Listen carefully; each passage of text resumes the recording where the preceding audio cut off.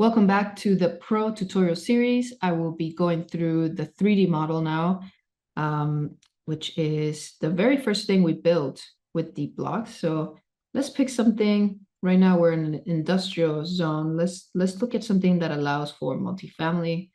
So I'm going to search multifamily housing. I'm going to look for lots that are between 10 and 20,000 square feet. Estimated units allowed 100 to 150. Existing building area, existing building area under 10,000. Let me see if I can find something under 5,000, and I'll also allow for any vacant land to show up. So let me look at this one up here. This is owned by a private company. Okay, maybe I can buy it. 136 units.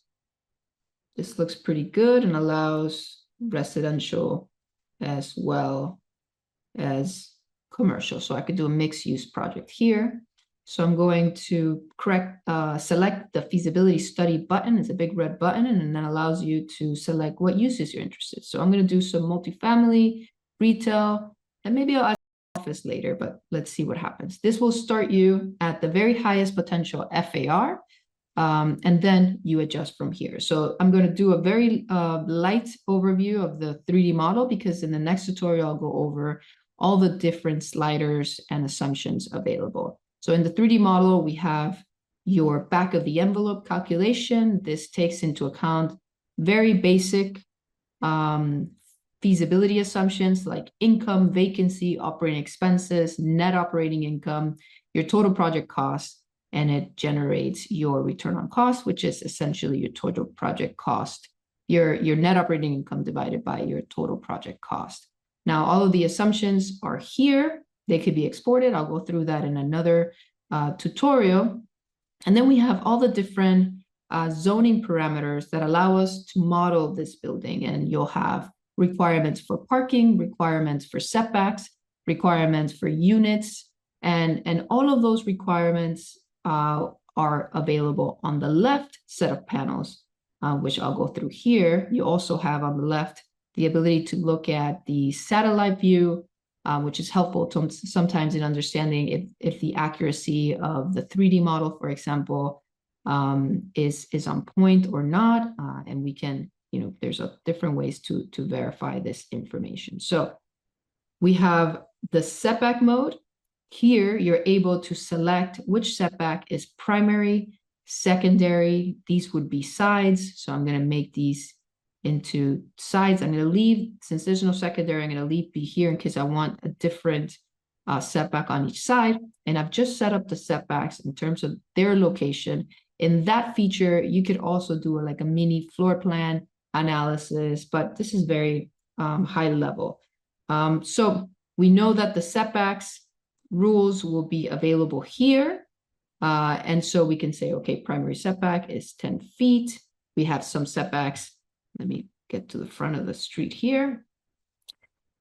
10 feet, we have 0 setbacks on the other sides for now until we get to the 8th floor. So here you're able to change. So after the 8th floor, so it'll be the 9th floor, we have additional setbacks. Here will be 20 feet.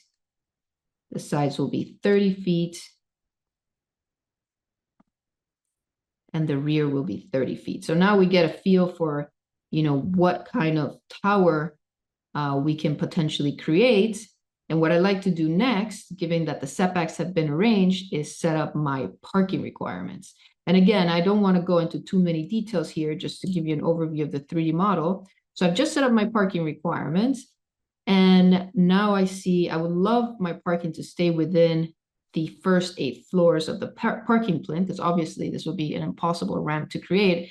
So now I could see if I have 137 units, let's see how my units got started. So I go to the multifamily assumptions here, adjust assumptions, multifamily. And right now I have 192 bedrooms. So I'm going to reduce this to 137, and boom, my 137 units fit within the tower. As another way to say it is my parking fits within the plinth.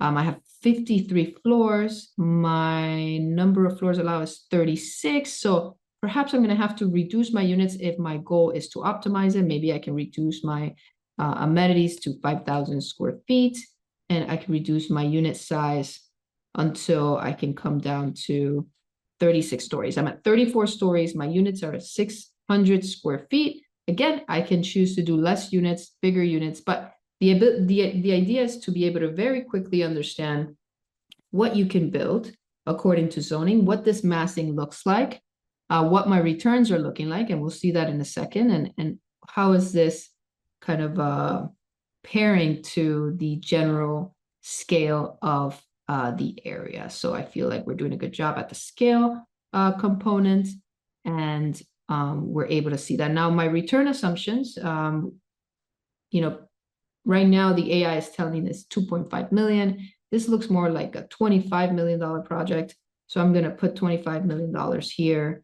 I could also go to any listing site and get a good comparable to get this number. Again, we generate these numbers with AI.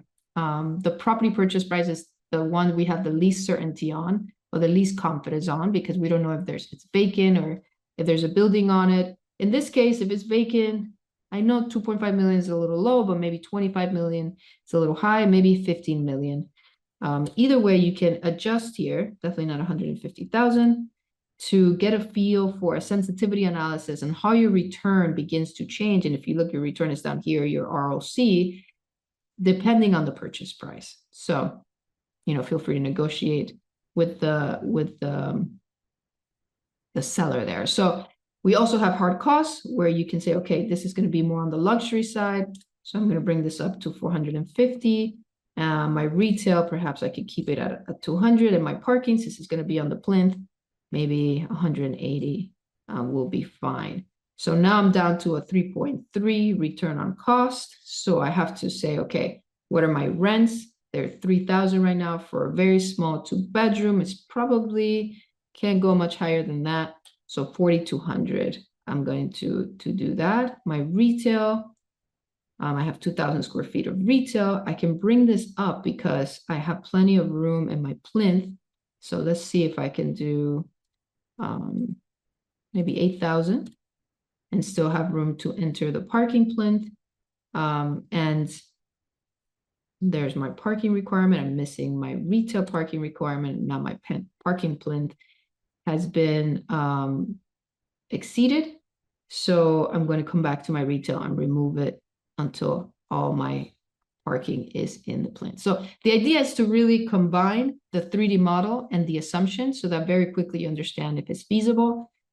It's not feasible right now at a 4.5 return on cost. So I would have to see if there was any way to bring down the cost of that tower. Now I'm at a 5, and see if I can bring down the price. So what would it take to get, like, let's say a 5.5 return on cost, about 6.5 million purchase price. So the idea is to very quickly understand that and see this makes no sense, or it would make sense if this happens, and without, consulting an architect or an analyst at this point. Thank you very much for joining me. And next, I will be going over more specifically the different slider panels, but this is an overview on the 3D model and the different aspects that come together here, which is financial assumptions, market assumptions, and the visual of the 3D model so that you could see if what you're planning to build makes sense spatially. Thank you very much for joining me, and I'll be back for another tutorial.